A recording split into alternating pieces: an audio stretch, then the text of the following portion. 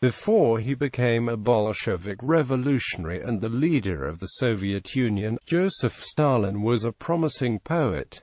Literary career. Like all Georgian children, Ioseb Vissarionis Dzhugashvili, who would later call himself Stalin, grew up with the national epic, The Knight in the Panther's Skin. As a child, Ioseb knew the poem by heart and passionately read the other popular poems of the time, notably those by Raphael Erastavi, Akaki Sateli, and, once he learned Russian, Nikolai Nekrasov. At the Orthodox Seminary of Tiflis, where he was enrolled beginning in 1894, Stalin read Goethe and Shakespeare in translation, and could recite Walt Whitman.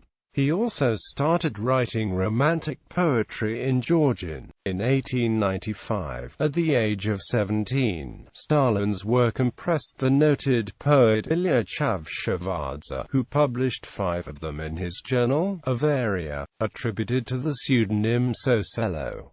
One of these poems, Morning, begins, "The pinkish bud has opened, rushing to the pale blue violet, and, stirred by a light breeze, the lily of the valley has bent over the grass." Once Stalin entered revolutionary politics, he stopped writing poetry. It took too much time, he told a friend, but in 1907 he still used his prestige as Soselo to obtain information from an admirer needed for a bank robbery. During the Great Purge, he edited a Russian translation of The Knight in the Panther's Skin and competently translated some of the couplets himself. Stalin published all of his work anonymously and never publicly acknowledged it. When Lavrentiy Beria secretly had Boris Pasternak and other noted translators prepare a Russian edition of Stalin's poems from the ruler's 70th birthday in 1949, Stalin had the project stopped. Reception. Stalin's biographer, Simon Sebag Montefiore, notes that the poems in Avaria were widely read and much admired. They became minor Georgian classics, to be published in anthologies and memorized by schoolchildren until the 1970s.